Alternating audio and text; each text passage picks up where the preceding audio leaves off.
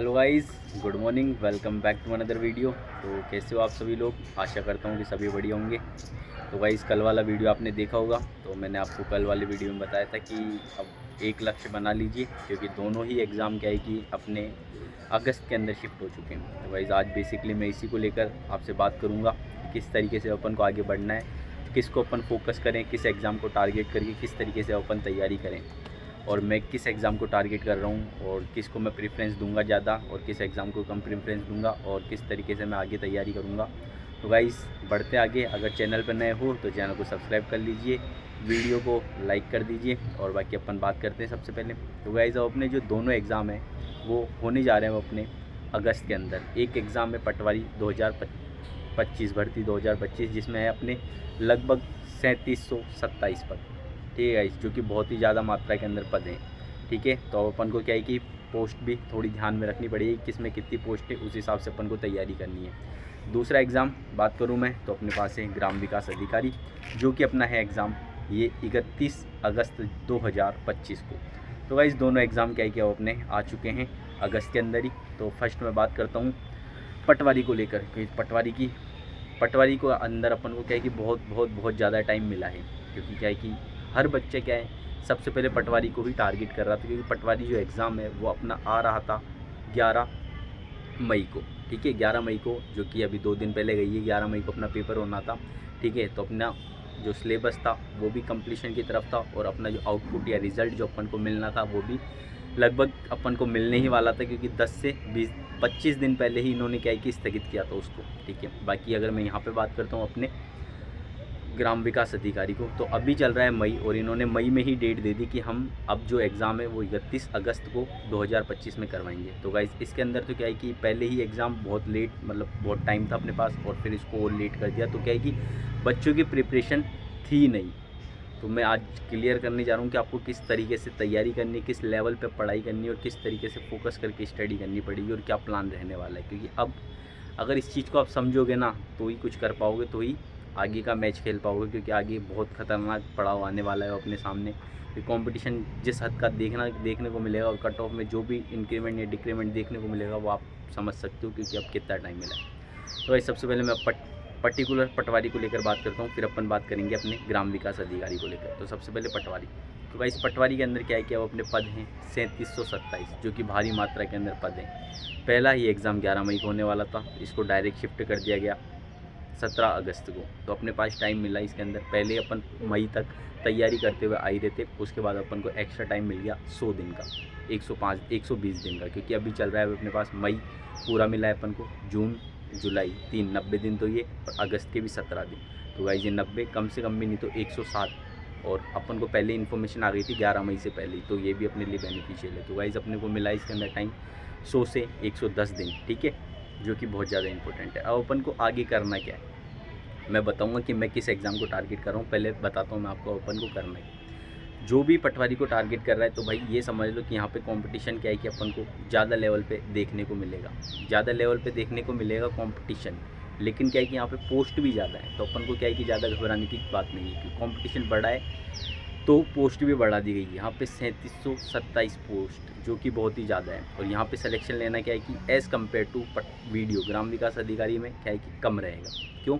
एक तरफ मैं बोल रहा हूँ कि कंपटीशन, और एक तरफ मैं बोल रहा हूँ कि कम रहेगा। क्यों? क्योंकि अब अगर अपन तरीके से पढ़ाई करेंगे, किस तरीके से, ये मैं आगे आपको बताता हूँ।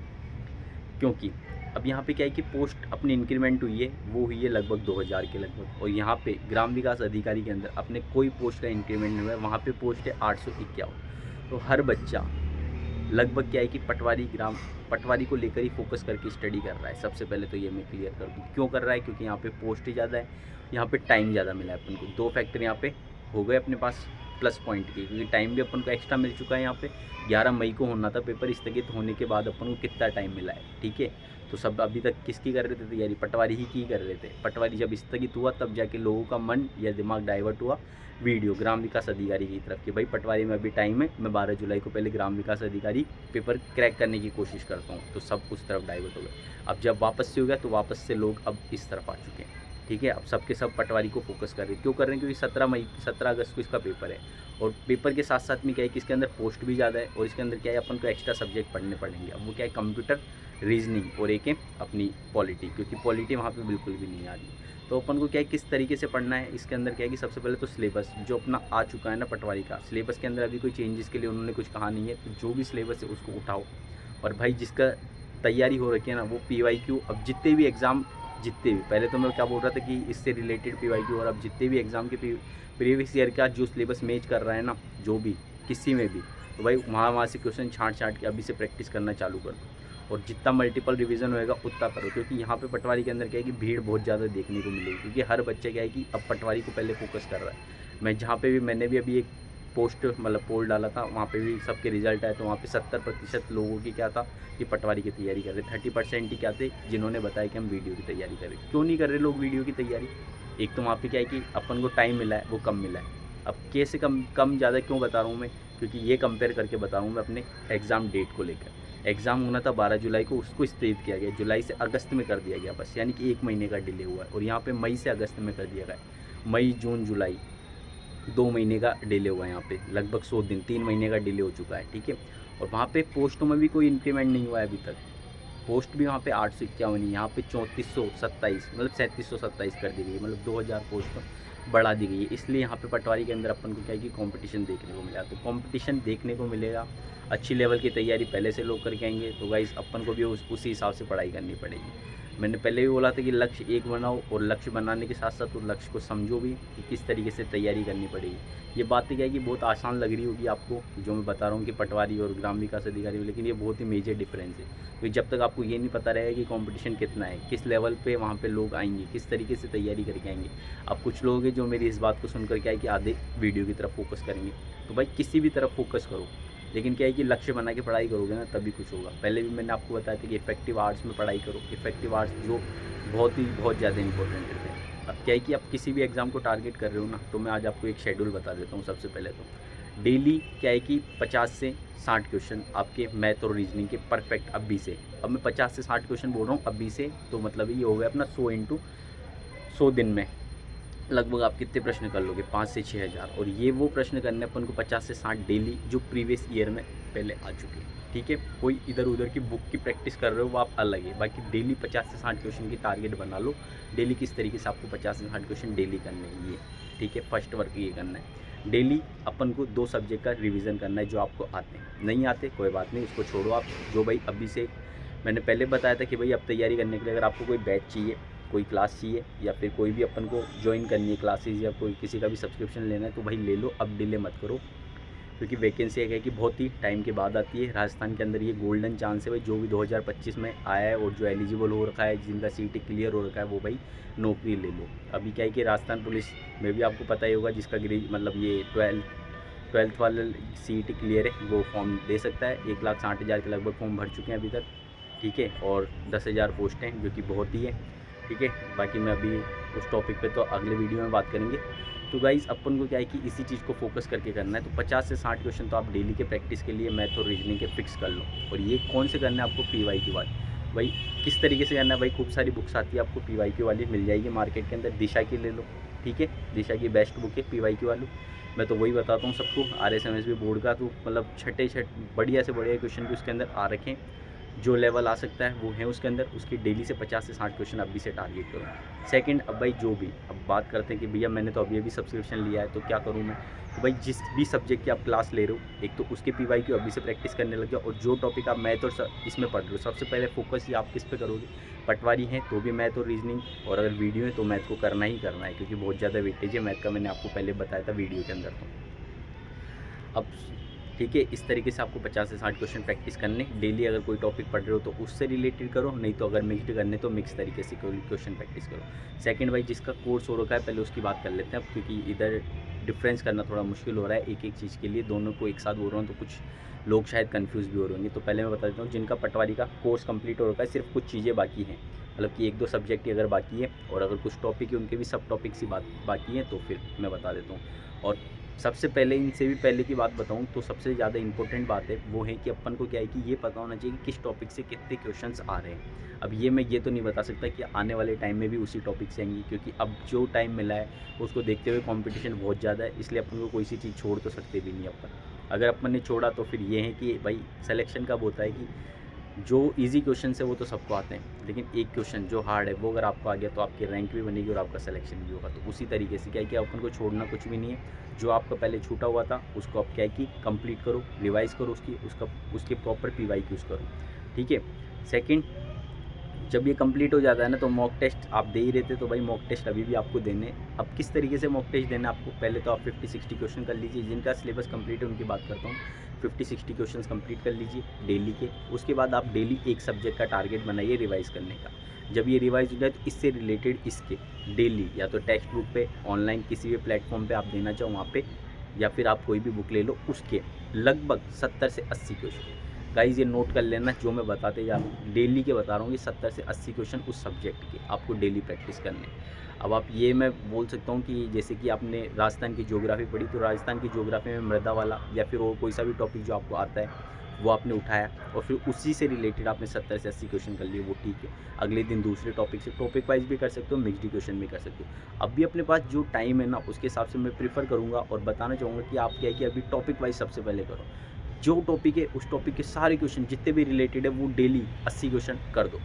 अगले दिन दूसरा टॉपिक उठाओ, उसके 80 क्वेश्चन कर दो, तीसरे दिन अगला। इस तरीके से क्या है कि आप डेली क्वेश्चंस प्रैक्टिस करते रहो 80-80। दूसरा काम ये हो गया। तीसरा काम आपको क्या करना है, इसका मतलब रिवीजन तो कर ही दो साथ में, रिवीजन के बाद क्वेश्चन प्रैक्टिस के बाद में थर्ड आपको ये 50। अब क्या है कि आपको 7 दिन टू मतलब हर 7 दिन के अंदर एक मॉक टेस्ट अभी से देना है। अब आप पूरे सिलेबस का दो या फिर मॉक टेस्ट तो क्या पूरे सिलेबस का ही होगा उस तरीके से। लेकिन अगर आप अगर मेरे कहने का मतलब है कि आप एक बड़ा टेस्ट दो, जो कि अपना पेपर है ना उस हिसाब से होना चाहिए आपका टेस्ट। तो आप डेली उसी तरीके से एक टेस्ट दो जो कि आपका पूरा सिलेबस कंप्लीट हो तो पूरा दे लो, और अगर आपको कुछ सब्जेक्ट पे कमांड है तो भाई उनका पेपर सेट करके उस तरीके से दे लो, ठीक है। अब वो टेक्स्ट बुक में मिल जाएगा आपको, सब्जेक्ट वाइज भी है वहाँ पे, तो आप वहाँ से टेस्ट दो, ठीक है। ये तीसरे काम थे। ये किन लोगों के लिए था भाई, इसको फॉलो करो आप, और मैं कह रहा हूँ कि इसको सिर्फ आप 1 महीना फॉलो करो, आपको खुद को रिजल्ट देखने को मिल जाएंगे। दूसरी बात अगर मैं करता हूँ कि भाई जिसका अभी तक सिलेबस ही कंप्लीट नहीं है तो उसको क्या करना है, भाई डेली का एक टॉपिक मैथ का उठाओ, मतलब जहाँ से क्लासेस ले रहे हो रेगुलर लाइव क्लासेस लो। बाकी आपको क्या है कि कोचिंग के भरोसे रहोगे ना तो भाई कुछ नहीं होता। कोचिंग के भरोसे मैंने खूब को देखा है और मैं खुद भी अप्लाई करके बैठा हुआ हूँ अपने लाइफ के अंदर। कोचिंग वाले क्या है कि आपको कोर्स कंप्लीट करवा देंगे। पहले तो अपन सोचेंगे कि अपना कोर्स कंप्लीट होगा कि नहीं होगा, फिर सेकंड ऑप्शन कि भाई अपना कोर्स हो जाएगा तो अपन रिवीजन कब करेंगे, ये अपन को देखना है। कोचिंग वालों को सिर्फ पढ़ाना है, ठीक है। ये मैं रियलिटी बता रहा हूँ बिल्कुल।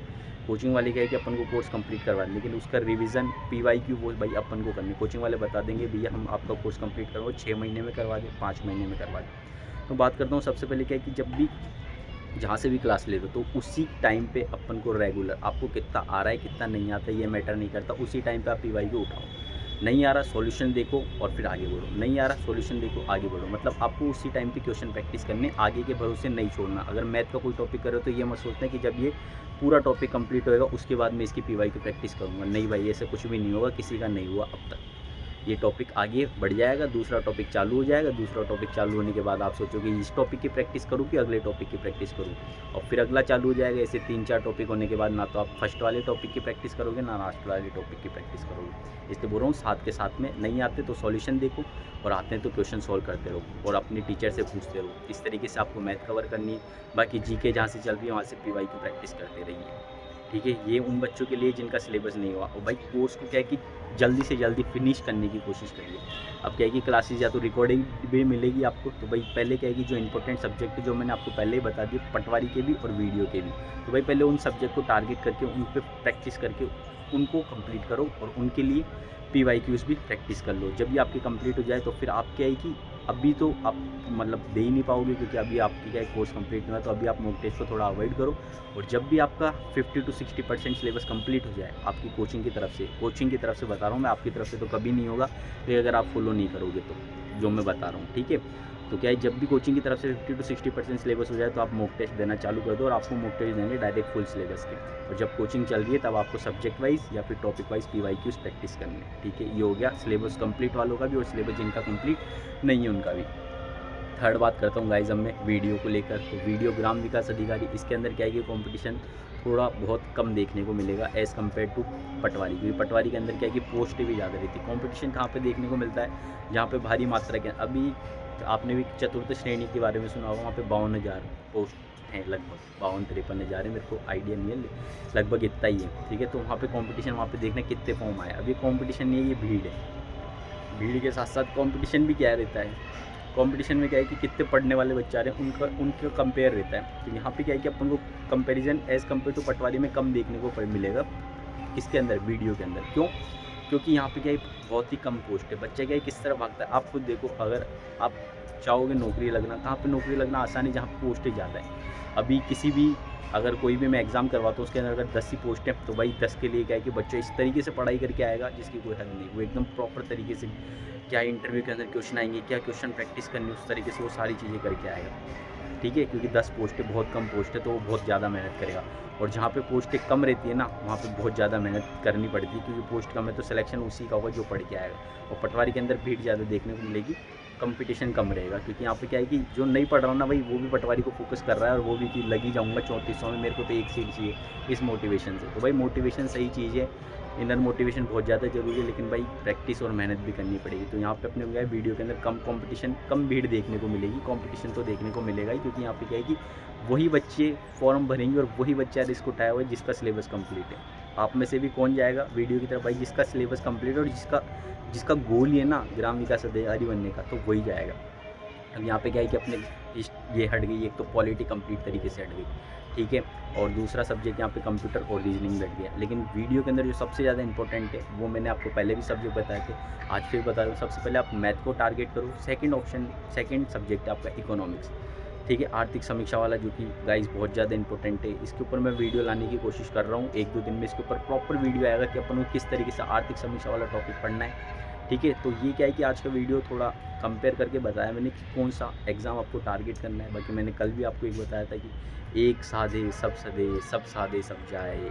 ठीक है, ये क्या है कि एक बहुत ही पहले की कही हुई क्या है कि एक थॉट है जो कि बहुत ज़्यादा इंपॉर्टेंट है। तो इसको जितना जल्दी अपनी लाइफ के अंदर उतारोगे, उतना जल्दी रिजल्ट मिलेगा और उतना अच्छा रहेगा। क्योंकि अब क्या है कि सब लगभग बच्चों ने क्या है कि 2 ही पेपर को टारगेट कर रखा था, या तो पटवारी या वीडियो, पटवारी वीडियो, क्योंकि यही बेस्ट है और सबसे बढ़िया है। बाकी ये पुलिस को ये भी है जो अभी आई है ना, राजस्थान पुलिस भर्ती, इसको भी खूब सारे उन्होंने टारगेट कर रखा है। तो भाई इसका पेपर तो जुलाई में हो ही जाएगा, इसके लिए मेहनत करते रहो। इसके ऊपर मैं बेसिकली नया वीडियो लेकर आऊँगा, जो कि आपको बता दूँ। अभी तक फॉर्म नहीं भरा तो किस ज़िले से फॉर्म भर देना, गर्ल्स भी और बॉयज़ भी, और कौन कौन से इंपॉर्टेंट सब्जेक्ट है इसके लिए, अपने राजस्थान पुलिस के लिए, वो भी मैं बता दूँगा।